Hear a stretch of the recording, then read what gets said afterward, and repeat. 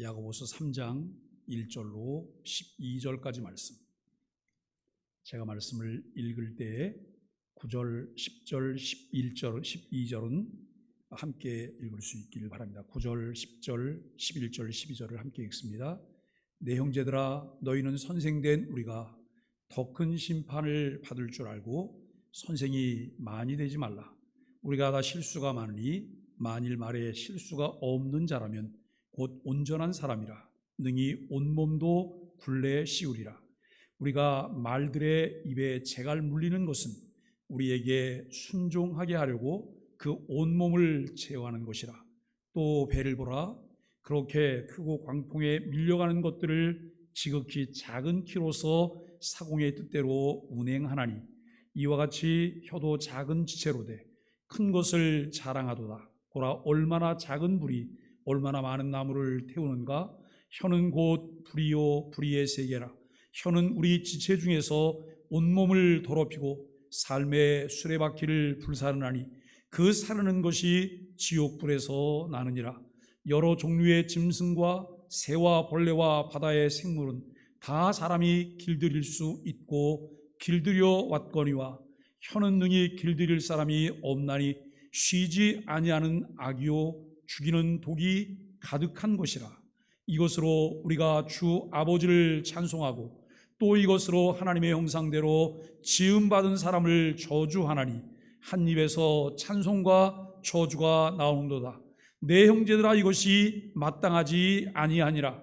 샘이 한 구멍으로 어찌 단물과 쓴물을 내겠느냐. 내 형제들아, 어찌 무화과 나무가 감람 열매를 포도나무가 무화과를 맺겠느냐. 이와 같이 짠 물이 단물을 내지 못하느니라. 아멘. 이 시간에는 에일의 양상물이 하나님 앞에 준비된 찬양을 드리도록 하겠습니다.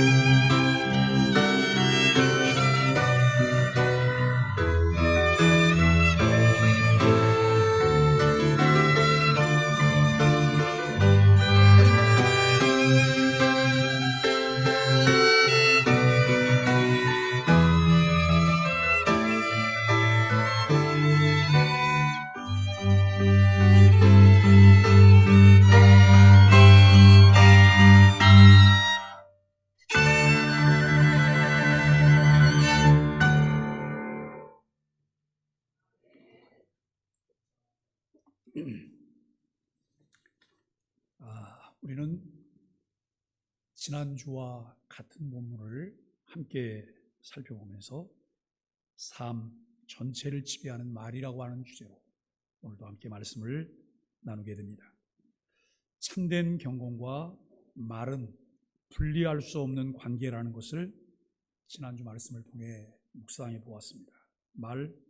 언어가 세상을 지배하고 있습니다. 우리의 입에서 나오는 것이 매우 중요하기 때문에 야고보는 그 서신의 중간에 이 주제에 대해서 12개의 구절을 할애하며 다루고 있습니다. 온전한 그리스도인의 삶을 이야기하며 그는 신앙과 행위의 관계를 설명하고 신앙과 말의 관계를 다루고 있습니다. 우리가 하는 말은 마음속에 감추어져 있고 그 말은 우리의 삶을 지배합니다. 야고보는 권면합니다. 너희가 알거니와 사람마다 듣기는 속히 하고 말하기는 더디하며 성내기도 더디하라 라고 말합니다. 말에는 강력한 힘이 있습니다. 자기 존중심과 자신감은 종종 우리가 어릴 때 부모로부터 들었던 말 때문에 자신감을 얻게 되기도 하고 잃게 되기도 합니다. 어려서 부모님에게 지지를 많이 받으며 자랐던 사람은 자존감이 높아요. 어떤 일을 결정할 때 자신감이 있어요. 그에게는 대범함도 있고 사람들에 대한 믿음과 신뢰도 갖게 돼요. 또 그렇게 행동하게 되어진다는 것이죠. 우리들의 자존감이 형성되는 것의 성장 과정에 부모로부터 들었던 말의 영향이 크다는 것을 알게 돼요. 우리 주님께서도 마태복음 12장 36절 37절에서 부주의한 말이 얼마나 심각한 영향을 끼친다는 것을 말씀하셨습니다. 사람이 무슨 무익한 말을 하든지 심판날에 이에 대한 신문을 받으리라고 말씀하시면서 말에 대한 책임성을 경고하세요. 어떤 말을 했던 내 입을 떠난 말은 그 말에 대해서 심판날에 심판을 받게 될 것이다 라고 하는 것이죠. 야고보서를 함께 묵상하며 다시 한번 확인해야 할 것은 예수 그리스도를 주로 믿고 고백하는 하나님의 백성으로서 교회 공동체 구성원들에게 하시는 말씀이라고 하는 것이죠. 구원받은 하나님의 자녀로서 참된 경건을 통해 온전한 그리스도인으로 살라는 것을 촉구하며 믿음으로 의롭다함을 얻은 그리스도인이라면 내 행위를 통해 믿음을 보이라고 말씀합니다. 아직 그리스도인이 아니거나 거짓 그리스도인일 때 의롭다함을 얻은 행위를 우리의 삶을 통해 보이기가 어려워요. 제가 지나간 한 주간 동안 뮤지컬 극단 광야 이사회 때문에 제주도에 가 있었어요. 여러 사람들을 만났고 또 제주도에 계신 목사님이나 교수님들도 만나서 이야기들을 참 많이 나눴어요. 근데 거기서도 참 가슴 아픈 이야기를 들었어요. 어떤 사람이 입만 열면 교회 이야기가 안 돼요. 직장에서도. 그런데 한 분이 이렇게 말씀을 하세요. 나는 저 사람 때문에 교회에 안 나간다고. 난 저 사람 같은 사람들 때문에 교회에 안 나간다고.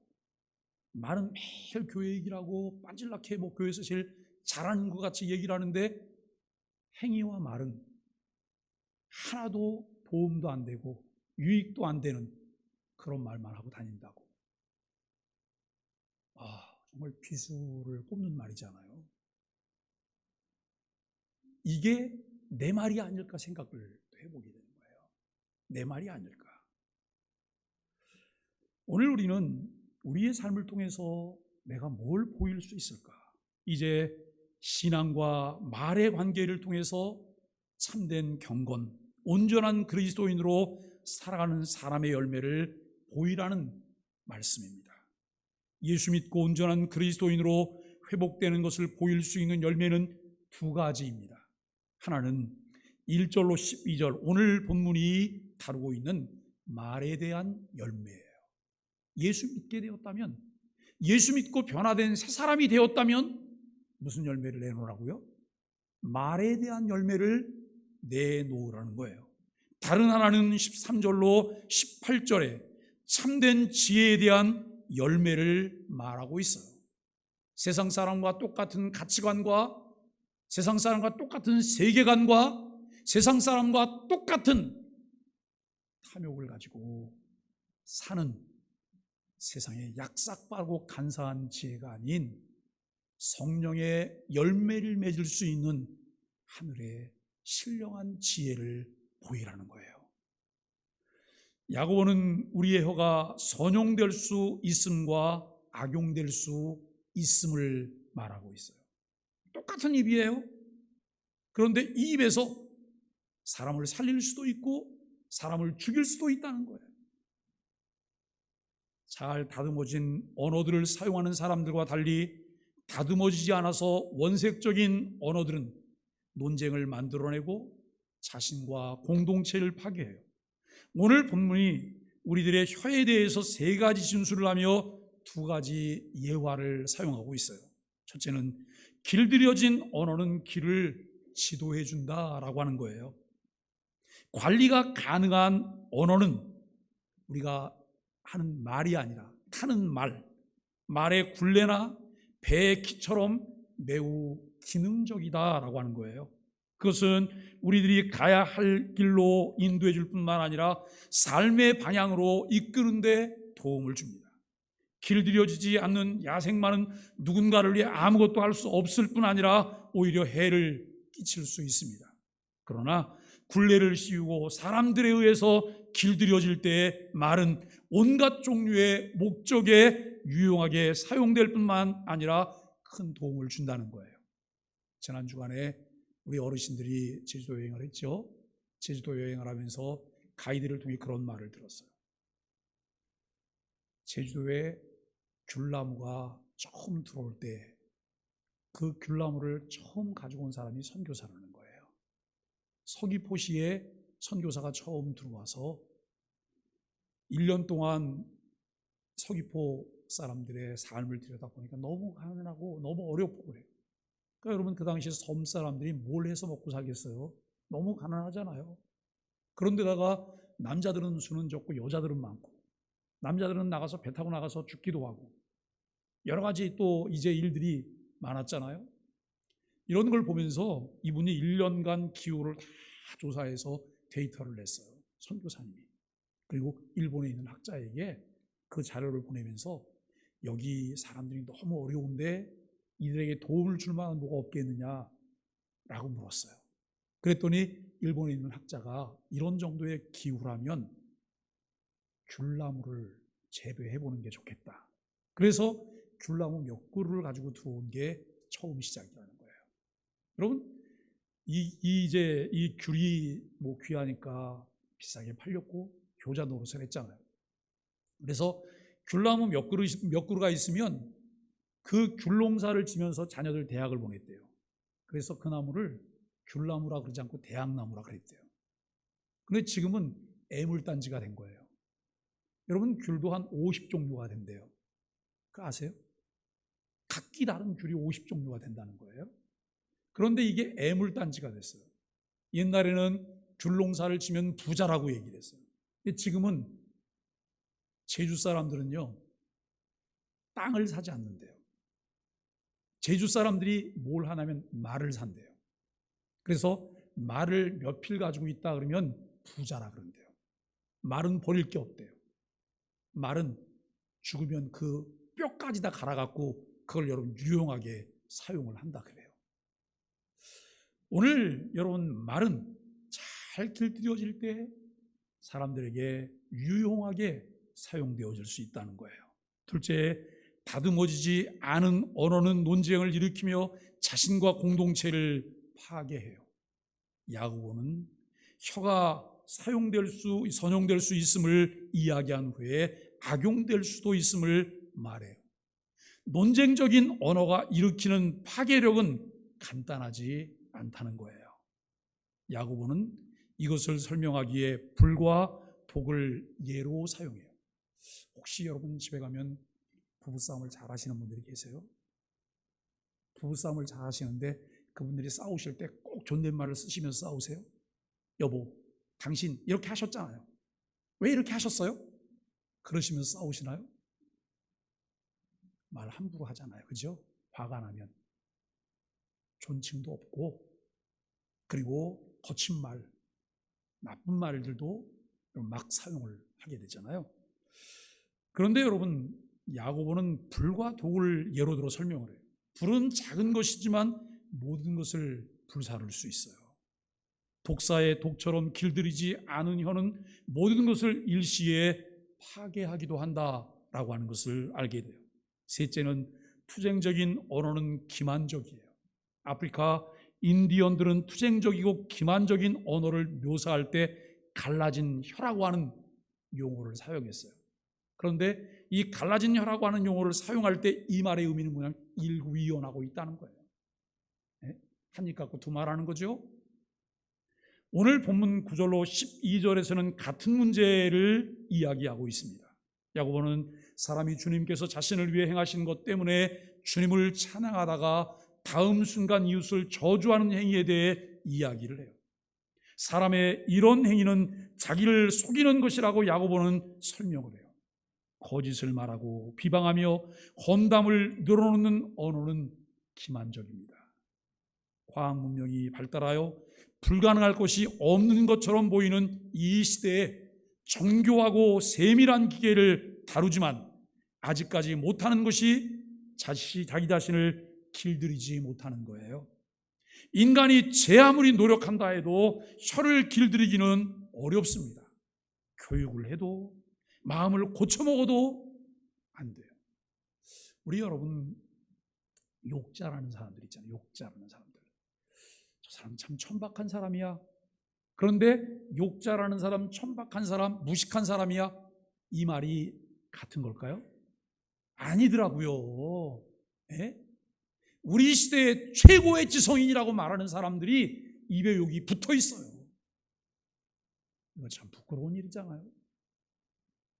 우리 그리스도인들도 욕을 얼마나 잘하는지 몰라요. 그런데 여러분, 그 언어를 그렇게 사용하게 된 이유가 무엇일까요? 아담과 하와가 에덴 동산에서 불순종하고 타락한 이후에 하나님께서 그대로 내버려 두셨기 때문이에요. 예? 그대로 내버려 두셨어요. 그렇기 때문에 이 말이 좋은 말인지 선한 말인지 좋은 영향력을 줄 것인지 나쁜 영향력을 줄 것인지 생각 없이 말을 해요. 요즘 여러분 아이들도 욕을 잘해요. 그래서 어떤 아이에게 그렇게 욕을 하면 안 된다 그랬더니 아이가 이상한 반응을 보인 거예요. 왜요? 우리 엄마 매일 이 말해요. 우리 엄마 매일 이 말해요. 엄마가 매일 쓰니까 자기도 매일 써도 된다고 생각하는 아주 개념 자체가 없는 거잖아요.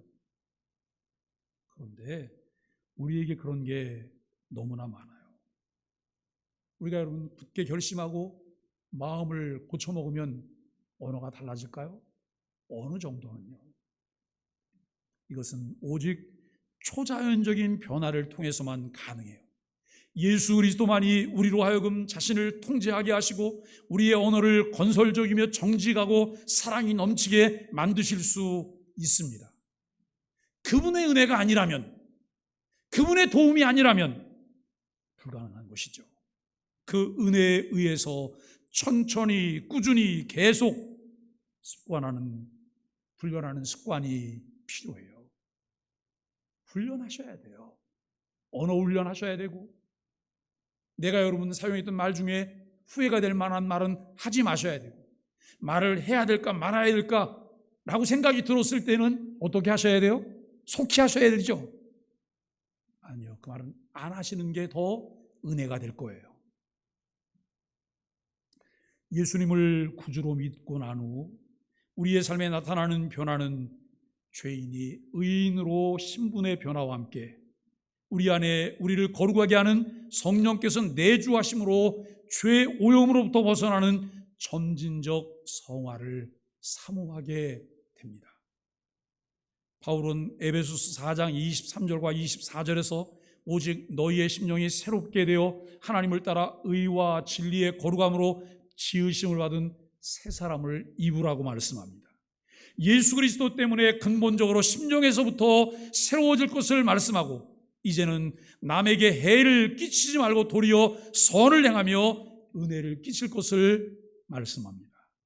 그런즉 거짓을 버리고 각각 그 이웃과 더불어 참된 것을 말하라. 이는 우리가 서로 지체가 됨이라라고 25절에서도 말씀합니다.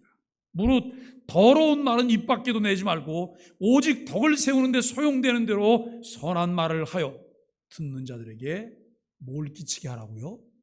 은혜를 끼치게 하라라고 말씀을 해요. 구원받은 하나님의 자녀이기 때문에 분별력 있는 언어를 사용함으로 하나님의 성령을 근심하게 하지 말아야 합니다. 바울은 에베소서를 통해 누추함과 어리석은 말이나 실용하는 말이 마땅치 아니하니 오직 감사하는 말을 하라, 이렇게 말씀합니다. 누구든지 헛된 말로 너희를 속이지 못하게 하라. 이로 말미암아 하나님의 진노가 불순종의 아들들에게 임하나니 라고 말씀을 해요. 그렇습니다. 우리가 예수 그리스도를 통해 구원받은 자가 되고 믿음으로 의롭다함을 받은 사람들이라면 우리의 행위뿐만 아니라 우리의 언어를 통해 믿음을 보일 수 있어야 합니다. 너희가 전에는 어두움이더니 이제는 주 안에서 빛이라. 빛의 자녀들처럼 행하라 라고 말씀을 합니다.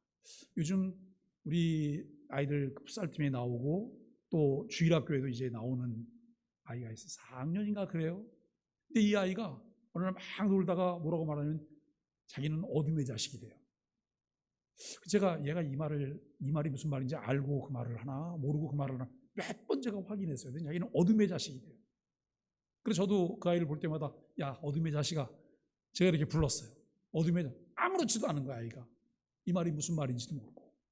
그런데 여러분, 전에는 우리가 어두움이었어요. 전에는 우리가 어둠의 자식이었어요. 그런데 이제는이 없는 사람은 전에는이라는 말을 쓰지 않아요. 왜냐하면 지금도 계속이기 때문에. 그렇죠? 지금도 계속이기 때문에. 그러나 예수 그리스도를 주로 믿고 고백하게 된 사람은 전에는이 있어요. 그리고 이제는이 있어요. 우리가 전에는 어둠이었지만 이제는 밝음이어야 되잖아요. 빛이어야 되잖아요. 빛의 열매는 모든 착함, 의로움, 진실함에 있습니다. 우리들이 구원받은 하나님의 백성으로 주를 기쁘시게 할 것이 무엇인가 시험하여 보라고 말씀하며 열매 없는 어둠의 일에 참여하지 말고 도리어 책망하라 라고 말해요. 여러분, 어둠의 일이 지금 진행되고 있어요. 그런데 그냥 묵인해요. 못 본 척해요. 이렇게 말하고 있지 않잖아요. 뭘 하라고요? 책망하라고요. 그것은 잘못된 거야. 그것은 아니야. 그렇게 하면 안 돼. 라고 말을 해야 되는데 나와 관련이 없으니까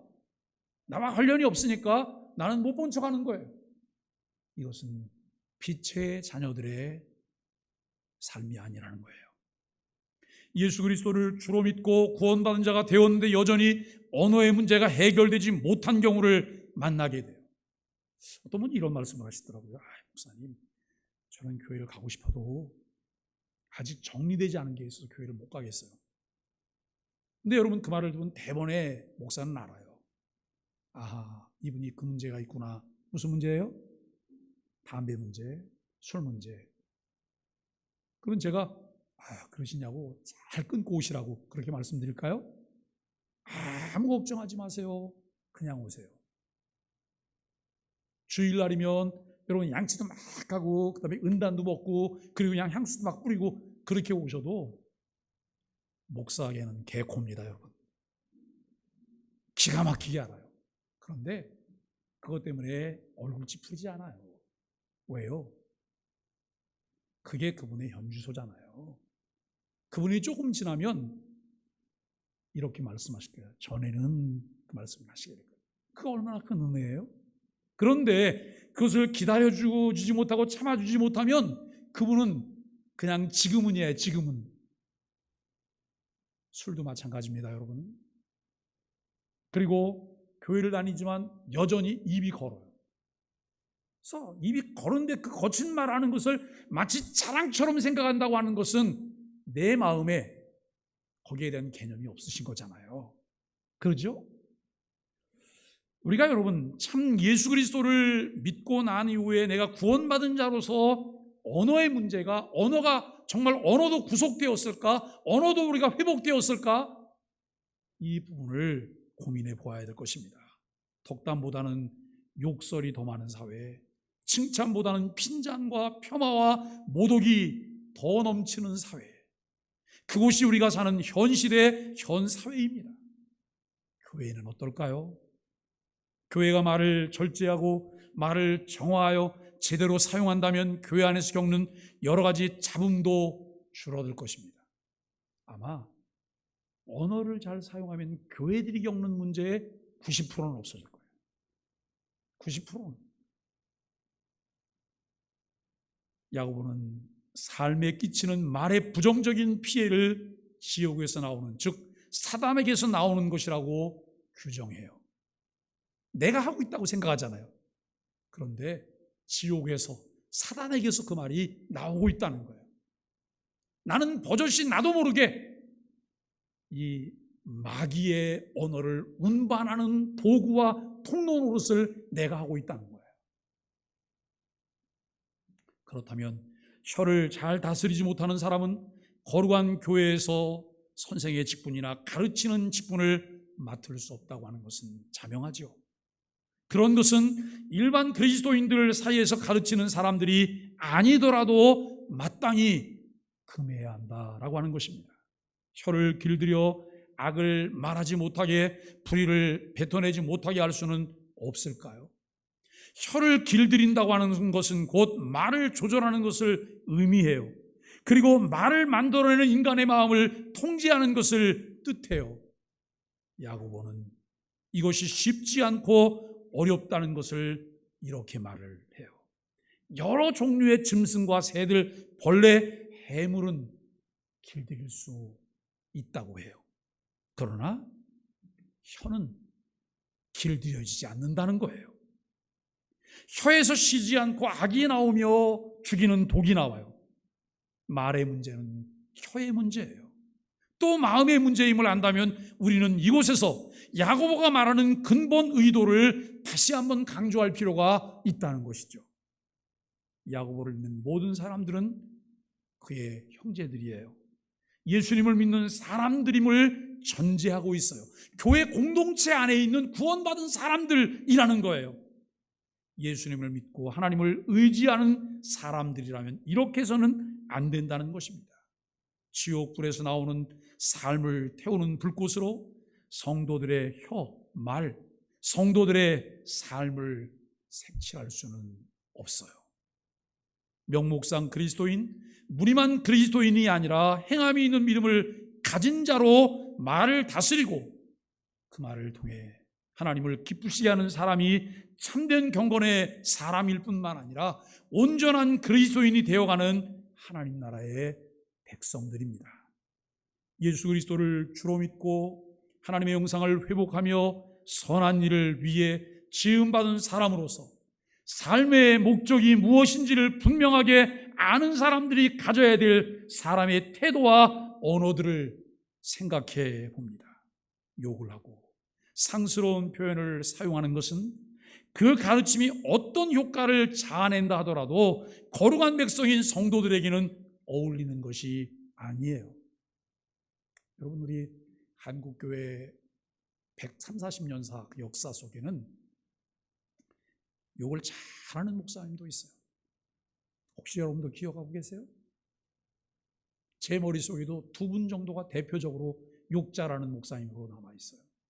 그분이 누구냐면 한 분은 한올산 기도원 원장이셨던 이천성 목사님, 또 한 분은 부흥사인 강다리 목사님.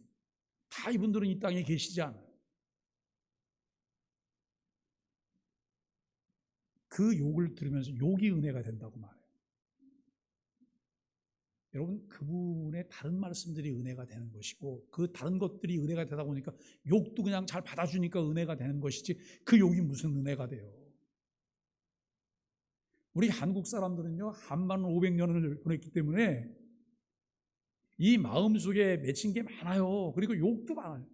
정말 신기방기한 욕들도 많아요. 예? 육실할 놈, 우그러질 놈, 예? 뭐 똥물에 어떻게 해? 입에다 담을 수도 없는 욕이 너무나 많아요. 그걸 누구한테 하냐면 자식들에게 하는 거예요. 예? 어떤 사람은 그래요. 먹하면 자식에게 벼락 맞아 죽을 놈, 벼락 맞아. 아니, 자기가 낳은 자식이 벼락 맞아 죽으면 좋겠어요? 무슨 말인지도 모르고 그냥 하는 거예요. 이 그냥이라는 게 그렇게 무서워요. 그런데 한국 부모님들이 정말 잘한 게 한 가지가 있대요. 그래서 한국이 이렇게 좀 잘 사는 나라가 됐다고 말해요. 믿거나 말거나. 그게 뭔지 아세요? 애들이 맨날 코가 쭉 이렇게 하잖아요. 그때마다 치마를 들쳐갖고선 그 아이 코를 닦아주면서 뭐라고 말을 해요? 흥해라 그래요. 흥해라. 망하라가 아니고 흥하라고 얘기한다. 예? 그래서 흥했다는 거예요. 그런 전설이 있어요. 여러분, 말이 중요하잖아요. 내 자식 정말 망했으면 좋겠어요? 벼락 맞아 죽으면 좋겠어요? 다 오그라들어서 죽었으면 좋겠어요? 그 말들을 하셨어요. 우리 어른들은 삶 자체가 너무나 피곤하기 때문에 뭘 생각하면서 할 수 있는 여유가 없으신 분도 많으세요. 그래서 자녀가 계속 생산이 되니까 맨 마지막 자녀 이름을 뭐라고 해요? 끝내. 끝내야 끝내. 예? 예? 오 끝내, 백 끝내. 무슨 끝내라고. 아니, 이름을 그렇게 주면 그거 평생 여러분 그 놀림감 아니에요? 이름을 잘 지어주면 좋은데. 우리가 여러분 선한 말을 하고 믿을 수 있는 말을 하는 사회와 공동체, 그것이 야고보가 원하는 교회의 모습이에요. 우리의 모습이에요. 우리를 볼 때 누구든지 우리를 만나면 저 사람 믿을만해. 저 사람 믿을만한 사람이야. 그냥 믿으면 돼 라고 말을 해야 되잖아요. 여러분, 이것 때문에 목사들은 참 많이 속아요. 목사들은 사람을 만나면 일단 믿거든요. 그래서 목사들은 어떤 일을 할 때 은혜로 해요. 교회마다 교회 지을 때 사기를 안 당한 교회들이 없어요. 왜요? 은혜로 어떤 일을 시작해요. 근데 상대는 절대 은혜로 하지 않아요. 상대는 사업 비즈니스로 지금 접근하고 있는 거고, 할 수만 있으면 더 많은 걸 빼가려고 오잖아요. 그런데 이걸 분별하지 못하면 교회는 계속해서 어려운 일을 만나요. 교회 안에도 점점 여러분 전문가 집단들이 많이 생겨요. 그것은 그분들에게 맡겨서 그분들이 하시게 해야 돼요. 그분들은 이것저것 다 따져서 얘기하잖아요. 우리는 오늘 우리가 참 11월을 감사하는 예배자로 살아가려고 기도하며 힘쓰고 있습니다. 매일 하루 3가지 감사의 제목들을 찾아보며 감사하는 자가 되려고 노력하고 있습니다. 다음 주일은 추수감사주일로 지키게 됩니다. 여러분, 벌써 오늘 11월 10일이 지나갔잖아요. 중순이 다 되고 있어요. 어떠세요? 11월 한 달을 지금 한 반 정도를 사시면서 교회가 매일 3가지 감사를 한번 해봅시다. 기록하시면서 감사하고 있으세요? 별것 아닌 일 같잖아요? 사소한 일 같잖아요? 함께 그 일을 받아서 실천하는 이가 우리 소망의 교회 가족인 거예요. 우리 소망의 교회를 세워가는 사람들이고 소망의 교회를 살려내는 사람들인 거예요. 우리가 여러분 매일매일 감사하다가 추수감사주의를 맞이하게 되기를 바랍니다. 매일 불만족스럽게 살아가지만 조금만 신경 써서 찾아보면 우리 주변에는 제법 감사거리가 많이 있음을 발견하게 돼요. 현대시대는 더의 시대라고 말을 해요. 더 많은 돈, 더 좋은 집, 더 좋은 차, 더 큰 행복을 쫓아가고 있다는 거예요. 그래서 사람들은 가지고 있는 것으로 만족하지 못하고 더 노래를 부르고 있습니다. 그러므로 주님께서 말씀하시기를 삼가 탐심을 물리치라. 사람의 생명이 소유에 넉넉한 데 있지 아니하다라고 말씀합니다. 사도 바울도 있는 것으로 만족할 줄 아는 자족하는 마음을 가지라고 당부했습니다. 신학자 폴 틸리는 감사하는 생활은 그것 자체가 벌써 축복이다라고 말해요. 여러분 마음에 감사하는 마음이 있으신가요? 복받은 사람이세요. 그분을 향해서 아슈레 하고 인사하잖아요. 당신은 복받은 사람이에요. 복 있는 사람이에요. 복받을 사람이에요. 바울은 우리 그리스도인들에게 우리가 어떻게 행할 것을 자세히 주의하여 지혜 없는 자같이 하지 말고 오직 지혜 있는 자같이 해서 세월을 아끼라고 말하고 있습니다. 때가 악하기 때문입니다. 시와 찬미와 신령한 노래들로 서로 화답하며 너희의 마음으로 주께 노래하며 찬송하며 범사에 우리 주 예수 그리스도의 이름으로 항상 아버지 하나님께 감사하며 그리스도를 경외함으로 피차 복종하라고 말씀합니다. 사랑하는 소망의 가족 여러분, 감사는 신앙의 척도입니다. 신앙의 핵심은 하나님의 은혜를 아는 것이니 생활의 본질인 감사를 배우고 열심히 돈 벌어서 남 주고 열심히 공부해서 남 주는 이웃사랑을 실천할 수 있기를 바랍니다. 다윗은 시편 103편에서 여호와 내 영혼아 여호와를 송축하라. 내 속에 있는 것들아 다 그 성호를 송축하라. 내 영혼아 여호와를 송축하며 그 은택을 잊지 말지어다. 저가 내 모든 죄악을 사하시며 내 모든 병을 고치시며 내 생명을 파멸해서 구속하시고 인자와 긍휼로 관을 씌우시며 좋은 것으로 내 소원을 만족해 하사 내 청춘으로 독수리같이 새롭게 하시는도다 라고 말씀합니다. 다윗은 하나님이 주신 은혜를 잊지 않으려고 하나님께 세 가지 감사를 합니다. 첫째는 허물과 죄를 사하여 주신 것 감사. 둘째는 무서운 질병을 고치시고 인생의 파멸에서 건져주신 것 감사. 세 번째, 좋은 것으로 우리의 소원을 만족해 하사 독수리처럼 새롭게 해주신 것 감사입니다.